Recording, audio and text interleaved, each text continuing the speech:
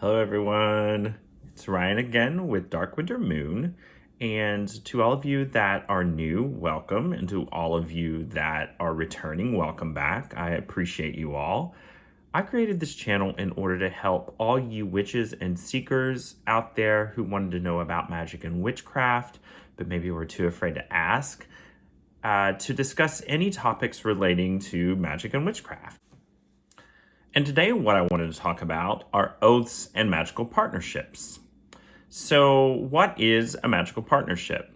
A magical partnership is any relationship that you decide to enter in with deity, spirit guide, or human, or even animal partners, where you both mutually agree to work together, generally for a specific amount of time. And oaths are kind of the terms of that agreement. It's what you swear to each other to do. It's your give and take in that magical partnership. One way I like to think of oaths is it's kind of like wedding vows at a wedding. It's what you and your partner agree to and how you agree to formalize your relationship. So, like I said, a partnership, a magical partnership, can be with a deity. It can be with a magical partner who is a human. It could be with your spirit guides. It could be with your ancestors. It could be with another person. And generally how that works in witchcraft is you also include a specific time period you're going to work together. Now, that is not always the case, but generally that time period is a year and a day.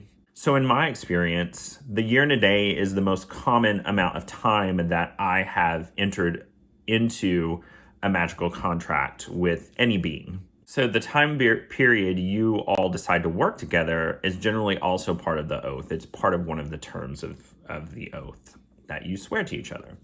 Now, like I said, you don't always have to bind your agreement with an oath. You also don't always have to set a specific time. You all can mutually agree to work together until you feel like you shouldn't anymore. Now that leaves it pretty open-ended. I personally prefer to swear an oath. I personally prefer to know the time frame I am expected to be in a partnership with said being, and also what the terms are. I want to know what's expected of me, and I also want to know what I have the right to expect from the other being. When you leave the terms of your arrangement open-ended like that, what happens when someone in the partnership decides that they want to leave, but the other partner or partners decides that they're not ready? You're still magically bound to each other, even if one of you wants to leave and one of you doesn't. So it's kind of like you need to create an exit clause. One way to do that is by setting a specific time frame. A year and a day works really well in this. That way, at the end of the year and a day, no matter what, you're automatically done with the contractual obligation. That way, if you decide you don't want to work together anymore, or if even just one of you decides that, you can end the relationship because the time ran out on it. Now, with that said, I still prefer, even when I've set in that time clause into the magical oath, the magical relationship, that there is some sort of formal ending to the relationship. Generally, when you start a magical relationship, you'll want to do it in a magical circle so that the gods and your partner beings are in attendance and witnessing the oath. Generally, you may have other folks that witness the oath. My point is that you start the relationship with a ritual, and so you probably want to end the relationship with a ritual. So with all of that said, I would recommend spending time before you swear a magical oath with anyone or anything and figure out exactly what you both want. And ritualize the process. Open a circle. Create magical space. Lay out a specific oath that you're going to swear with each other for a specific amount of time, and before the gods, swear that oath and set that time frame. Work with that person or being until the time is out, and then again come together at the end of the oath, at the end of the forsworn time, And in another ritual space, part your ways. Or decide to renew the contract for another amount of time, usually another year and a day. That happens pretty often. The reason why it's so important, at least in my opinion, to formalize the relationship is to make sure that it's clear to you, it's clear to the other person or being, and that you know exactly what the expectations are for both of you. And that you provide an exit clause if things aren't working out. So in my experience, how has this worked out practically for me? Well, let me tell you about my journey with Apollo, bless his wisdom. As many of you probably already know, Apollo is my primary and patron deity. I've been working with him for years. And the relationship started out, I guess, less formal because we were doing a dance. And I've got some other videos I'll post up here about how I got started working with Apollo. But when we did finally decide to formalize it, the first step that we took was swearing a year and a day to each other and working out those terms of how we would work together.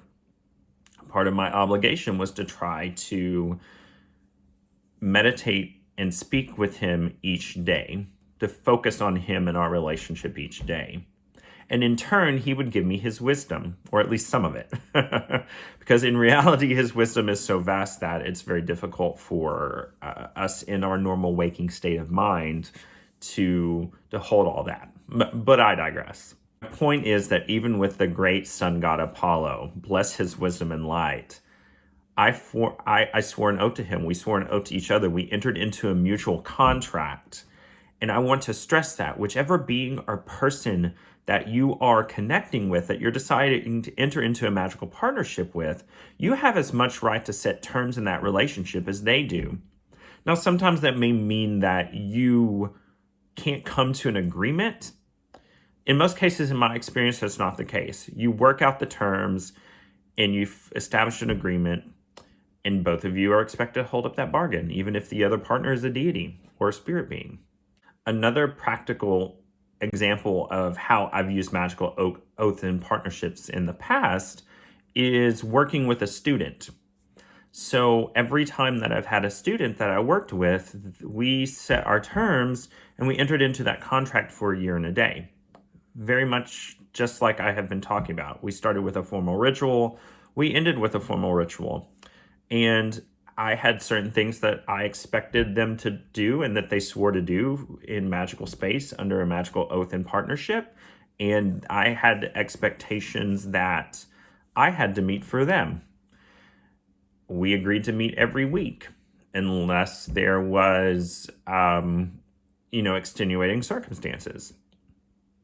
So that's one example. I've also used an oath and a year and a day in the covens I've been in. And so I've alluded to this, but you can create magical contracts with multiple beings. And you can create separate magical contracts with multiple different beings at the same time, as long as there's not a violation of any existing oaths or magical partnerships that you've come into. For instance, I continue to work with Apollo, but I have also in the past sworn an oath to work with other deities for a year and a day because they had special lessons to teach me that were in Apollo's preview. While I am working with Apollo and this other deity, I have also been in magical contract with a magical partner to work with a year and a day in them. So as long as you're not violating the agreement of another contract by entering into a partnership with someone else, then you can have as many of them as seems appropriate to you. And when you swear a magical oath and you enter into a magical partnership, it is an act of magic. And so there's this enhancement of the relationship that happens. It how can I describe that? It fuels it. The magic goes into it. When you create that oath in those terms, you're magically putting intent into working with this being under the terms that you've set. So the magic acts on you and within you as much as it does without you, and it will take your relationship to the next level. For instance, with Apollo, when I first started working with him, it was kind of a dance, like I've said. We didn't quite come together. But once I set up an altar and then decided that I wanted to swear a year and a day to work with him, formalizing that took things to the next level. So there's a huge benefit to getting into a magical contract with beings that you trust, in which you have set clear terms, because your relationship moves to a whole new level. Well, that kind of sums up magical oaths and partnerships. If I were to put a point on something, it is just be very clear and careful about the specific terms of your arrangement so that you're happy and they're happy. And leave yourself an escape clause. Put in a time frame so that if things do not work out, you can, if you have to, run out the clock. Well, there you have it. As always, thank you so much for joining me in exploring this topic. And I, as always, will appreciate any likes and subscribes. I love to hear your comments. I love to read them. I read them all, and I will respond to you. And I just appreciate you all. If you would love to support me, I do have a Patreon. It's linked below. I also have an Etsy shop. Anything you can do is helpful. I have some great giveaways on the Patreon, some of which come from my Etsy shop. So please at least check it out. See if there's anything that appeals to you. Ask questions. And again, I appreciate and love you all. Have a wonderful weekend. Blessed be. Mwah.